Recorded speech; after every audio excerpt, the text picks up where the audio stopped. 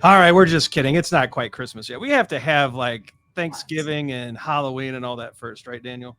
Yes. All right, But so of depending when course, you're watching this, what's that? I mean, it could be Oh, Christmas. you're right. It could be, but this is an episode of Becoming a Scrum Master, and what you're catching is I did not grab any new music, so we're using holiday music. We'll update it later. But I'm Ryan Ripley, professional Scrum trainer with Scrum.org, co-founder and owner of Agile for Humans. This is my good friend Daniel Kemp. Daniel, we have an interesting topic. He reached out, and we've been talking about Scrum and other stuff like that for a while, and thought this might be kind of interesting. What is it like becoming a Scrum Master without prior experience? Right. I think this is actually so. Daniel, it's serendipitous that you reached out because this is a question we get in email, on Twitter, on the YouTube. Like I sound like an elderly. I'm on that YouTube in the comment section all the time, right? So, Sure. Yeah. I mean, we just hear, "Hey, I work in a different industry. I'm in retail. I'm in your case, ministry. In another case, wherever else. But I want to become a Scrum Master." And so I thought maybe we'd start at the beginning. Of course, go ahead and introduce yourself, but then Sure. what I think the first starting point will be what initially led to your interest in becoming a Scrum Master from your previous profession. Does that make sense? Yeah. Cool. Yeah. So I am Daniel Kemp, like you said, and I became a Scrum Master October of last year. So when this recording goes out, I'm almost kind of approaching a year. And through that journey, kind of befriended Ryan. But why did I choose to be a Scrum Master? So yeah, before this, I was in the nonprofit world, was, doing ministry, which involves, right, working a lot with people, and a lot of the Scrum Master stances of, facilitation, of coaching, of teaching and mentoring. And I guess the impetus actually is an interesting one for leaving ministry and becoming a Scrum Master is actually my wife and I, we got pregnant, and we desired for, I guess, her to just have that freedom to be at home if she wanted to. And so, which meant I needed to find something that provided a little more. And so it's like, okay, maybe project management, maybe I could go to a software development boot camp. And then as I was looking into those things, it was like, oh, I kind of stumbled upon what a Scrum Master does. And right, I fell in love with it. It was like, I've been doing this facilitation stuff. We talk about servant leadership all the time and helping people, basically become the best version of themselves and helping these teams and organizations become the best that they can be. Oh man, it was super appealing. So that's kind of what started that journey. Well, and it's a really interesting connection, right? So you mentioned, servant leadership, and Robert Greenleaf, of course, I think back in 1972, published a paper on servant leadership. And of course, Jesus Christ was one of Greenleaf's examples. And so coming from ministry into a servant leadership role seems like, and kind of where I'm going with that, it seems like a great fit because I would argue most people come into this role with experience. So when they say, Ryan, I have no experience, I'm not sure what to do. It's like, well, no, you have life skills that are probably going to transfer really well if you've been a human being on this planet for X number of years that are probably going to help you. Now, as far as not having technical experience, I think that's where a lot of people get nervous. And so prior to becoming a Scrum Master, where was your tech level at? Like, were you a tinkerer, a programmer? What kind of things could you do? Can you program your VCR? Or your, I guess you don't have a VCR, a DVD player, or different generation. Right. I would say very minimal, right? Before this journey, I hadn't written one line of code. And I guess part of this, I took a week to did like a Code Academy course try to learn as much as I can. But other than that, very minimal. I mean, making a website in WordPress, but that's like, plug and play kind of stuff. You come in from a I hate calling ministry a profession, but I think it is a profession. And I mean it in a nonprofit serving others kind of way, but I mean, it's your craft or your chosen profession. And so you come in with, really great interpersonal skills, the ability to facilitate, to mentor, to listen. I mean, a huge part of ministry is just staying quiet and letting a person speak, which is a really great skill. So you've got a lot of what people have traditionally called the soft skills, which we need a better term for that, but I think it's just being a good human being and having good interpersonal skills. And so you come in with that, but not necessarily the technical side. Have you found that a lack of technical knowledge, because you're now a working Scrum Master, right? You have a full-time position as a Scrum Master. Have you found that a lack of technical knowledge has held you back in any way or prevented you from serving a team well? That's a great question. So my experience is initially, right, so one thing that a Scrum Master has to do is help remove impediments. Right. And if you're not familiar with tech and the software development lifecycle, and you can come into a team and it's just jargon, right? It's another language. And so initially, thankfully, my boss, when he hired me, had me actually shadow someone else for a few months. And that was super helpful in just kind of getting acquainted with IT and software and product discovery and delivery and all that jazz. And so that helped out a lot. And initially, I thought I had to learn everything, and that was overwhelming. And then I was significantly helped and encouraged, hey, you don't need to learn everything. And so finding that balance of, okay, what do I need to know? And kind of at a high level, I don't need to be able to get into the weeds, but being able to track with the conversation so that, like you said, listening well, and so that you can follow up with those questions, and so that what actions you can take to help serve and help your team move forward.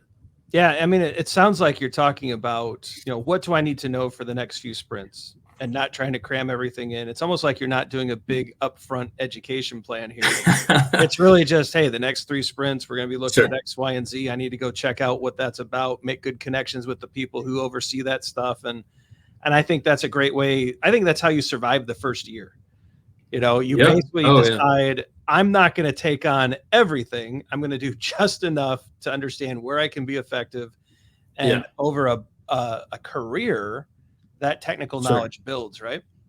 Yes, absolutely. Yeah. And I've found that to be the case, even coming up on a year, looking back at where I was a year ago. So with that said, where would you say your core focus has been this first year as you've worked as a Scrum Master and you're serving teams? Like, what have you really tried to over-index on, to emphasize as you've started you're certainly well on your way, but as you continue down this journey, like, what's the emphasis or the focus? That is a good question. I think, well, for me, I had months of, the job search, right? Where I had time to learn all the theory and take the scrum.org courses and read the books and et cetera, and watch the videos. But then learning to translate that to executives or team members who have none of that training, right? And I think similarly, learning the technical side so that I know what those impediments are. Like, hey, our builds take forever, or deployment isn't automated, et cetera. And say, okay, who do I need to talk to? And figuring out all the different, people and stakeholders, and gathering all that data, doing even data analysis. I didn't even expect basic data analysis skills to be something that a Scrum Master has to do. But if there's not transparency in that data, well, you got to make that data transparent so that you have that data to communicate to those stakeholders. So you can make a case for your team and advocate for them that, hey, we need improvement here, or we need this impediment addressed. So those are a few things that come to mind. Yeah, I mean those are really good things to be concerned about as a Scrum Master. So you're not directing the team. It doesn't sound like you were trying to make dramatic changes. It sounds like you went in looking to serve first, right? Yeah. Not surprising given your background. Make sure that their impediments were cleared, that you showed yourself to be effective, and that probably built some trust and gave you some. Would you say it gave you currency to be able to make a suggestion here and there once you proved that you were there to work with them and to help them? Yeah, and I think especially with one of my teams, I'm with two right now, building that trust, meeting with the team members on an individual level, just hearing from their perspective, hey, what's troubling the team? What are the issues you guys are facing? Walk me through, what we own, what are our goals, etc.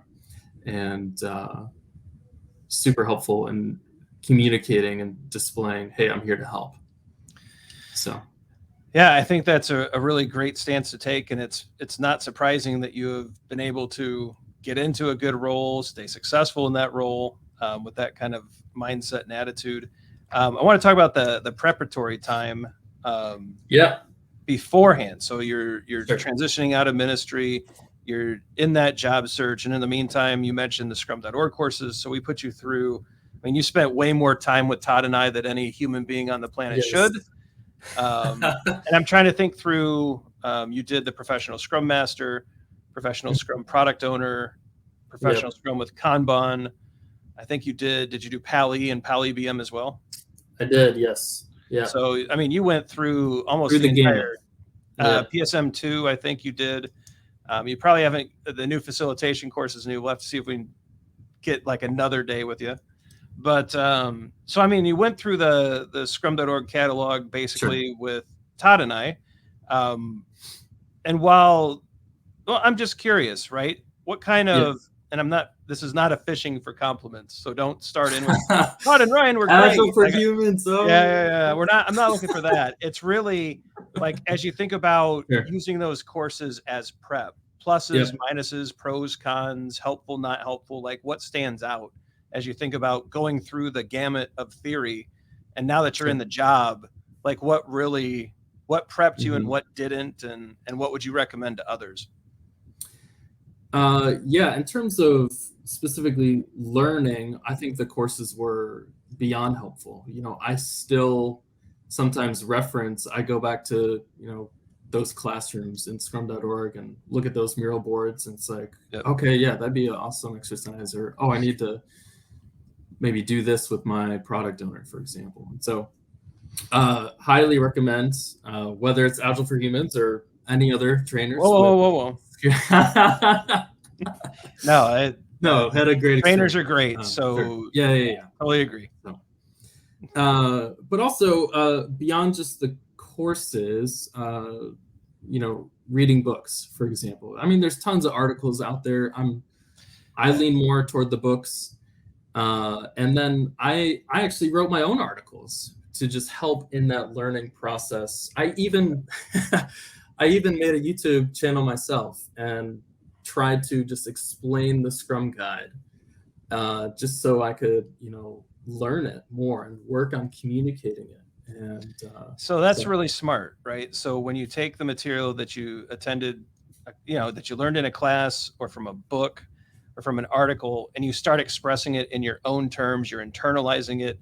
I can't tell you how many times we've worked with potential trainers or people transitioning from other careers like yourself, who we've said, look, you've got to come up with the elevator pitch for 100 different Scrum topics, and you've got to have it in your head and ready to go. When a CEO asks you a question, you got to go know what to say to her. When the CFO asks you a question, you need to know what to say to him. Like, you've got to have, those context specific pitches ready to go. And it's got to sound good, and it's got to sound like you know what you're talking about. And it's got to be internalized and in your voice and in your language and your words. And I think people who fail to do that struggle, because it just sounds like what Todd and I said, as opposed to what you actually think, know, and believe. Sure. You know, it goes from parroting to understanding and competence and wisdom. Yep. And it's such a crucial step, but that's a lot of work, right? It is, yeah. And oftentimes, as you're watching Your Daily Scrum videos, I mean, that's kind of the first step in learning is Yep. just kind of repeating what you hear from others, but then kind of really sitting down and writing an article or making a video really forces you to, think Well, through and it more. your daily Scrum is practice for Todd and I. Like, Yeah, I'm I don't sure. think Yeah, most people don't real. I mean, we don't have every answer at the tip of our tongue, and so when a lot of questions come in, we're practicing too. We're like, oh, what do I think about that? And some of the videos will start somewhere tangent about silly stuff, and then land somewhere else that we weren't sure. expecting, and it next time we answer the question a little better. So I think that's a great. There are Totally. people on the YouTube channel who will actually post a comment and say, "Here's how I would answer this." They listen to our answer. And then they either say, "You guys are idiots," or "I love that answer," or they usually refine it.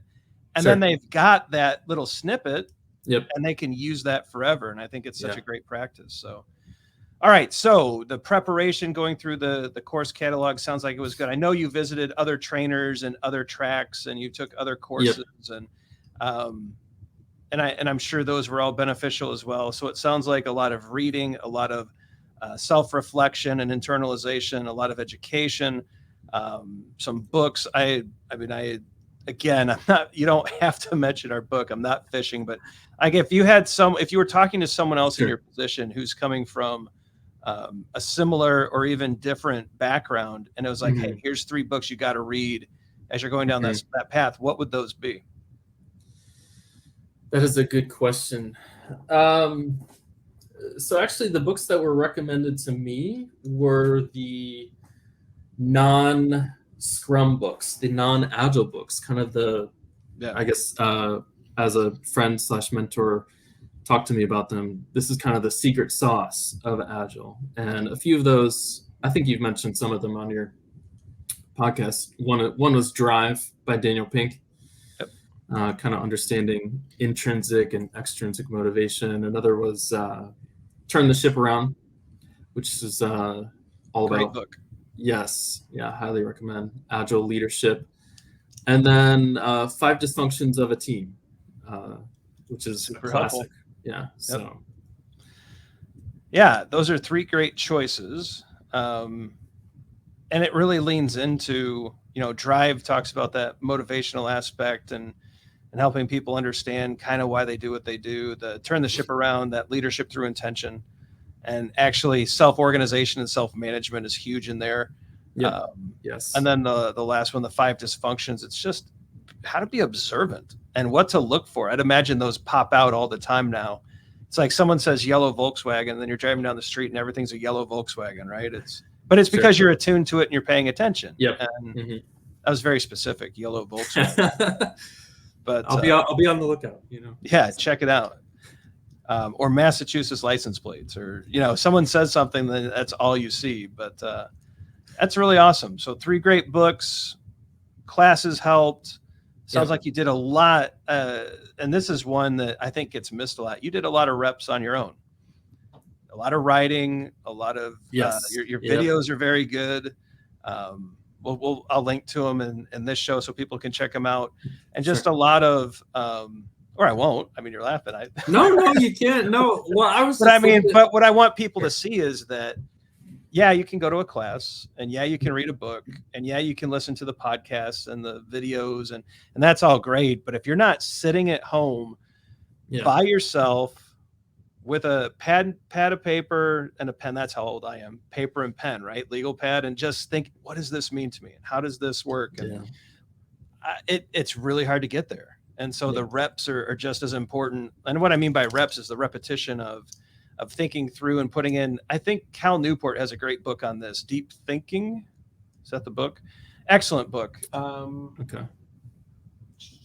Somewhere back there. But it's deep. No, it's Deep Work is the book. Oh, and that I think book I've heard is that one. Yeah. Totally changed my mind on. Well, it's flying through the seminary we attend, like wildfire through the PhD department, right? They're all recommending it, but it's all about actually putting brain power behind ideas. and sustaining that brain power and going deeper than surface ideas. Yeah. Amazing book. And I think people who do the work like what Daniel has done, attending courses, reading books, but then turn around and has done deep work, whether he knew it or not, on these topics, those are the ones that we typically, when we're willing to mentor and work with people, those are the ones who have sustainable careers. Yeah. Right. Yeah. Definitely. Cool. All right, we're hitting that 20-minute mark, and that's where people start shutting it off. And so the final question, I'm going to leave it as open, right? So if someone were to now come to you and say, well, hey, Daniel, you've had a lot of people step in, whether it's Ryan and Todd or other trainers or other friends or mentors or advisors. And now it's your turn, right? So now it's your turn to help somebody move forward. Like, what's the initial piece of advice that you would give? Like, all right, you've got to do X to get, the first step of 1,000 if they want to get out of one career and move into this one. What do you think that would be? Can I give a few steps? I can try to be quick. Well, obviously the learning and the deep work and, the writing and, even making videos yourself is highly important. I think finding a mentor, right? I was very blessed to, I attended my local Agile meetup and found a mentor there, and just hearing his stories of how he brought change to organizations, and and he was an enterprise Agile coach, and fancy. Yeah, you can give a shout out if you want. Up to you. His name's Darren Terrell. I think Darren's a friend of the show. I know him. Yeah. I know Darren very well. Yeah, so very helpful. I'm very grateful for his influence in my life. I think also having interview practice and helping people give you feedback on your interviews, right? If you want to become a Scrum Master, you're going to have to interview. And so, like you said, kind of having those elevator pitches ready and just practicing those with people who actually hire people. So even if they're not familiar with the Scrum Master role, right? I had my wife's uncle and my uncle and, other family members who, have a lot of experience hiring people. Just, hey, can you interview me? And that was super helpful.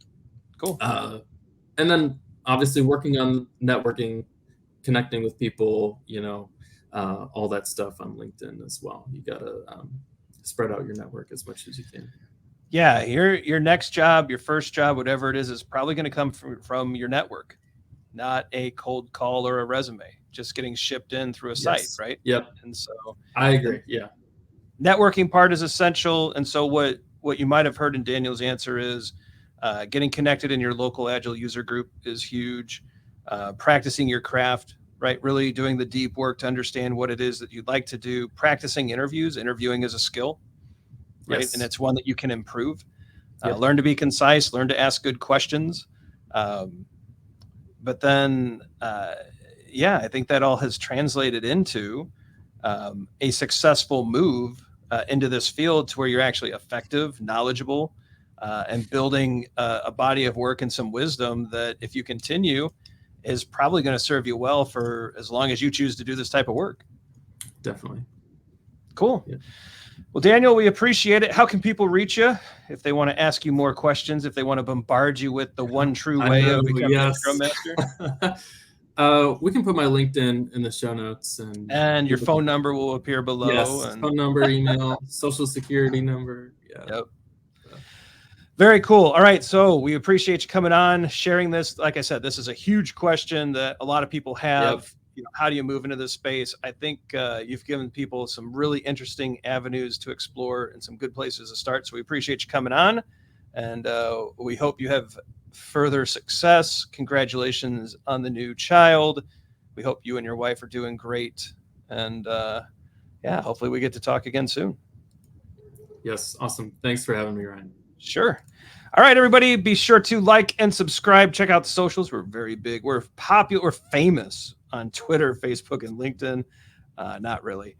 Still haven't figured out Instagram, but I'm working on it. Like and subscribe so you never miss an episode. Leave your questions and comments below. Your questions and comments might turn into future guests or videos. Some videos, speaking of that, are going to pop up. It's our free framework course, our free EBM course. How can you pass up on free? Take the free courses, go get your certification, and conquer the world like Daniel did. Some merch is going to pop up. Get yourself an Agile for Humans hoodie. It'll look good on you. You deserve it. This is Ryan Ripley saying, becoming a Scrum Master is possible. We're going to give you some advice. Stick with us. We'll keep more of these coming. But until next time, Scrum on and be well.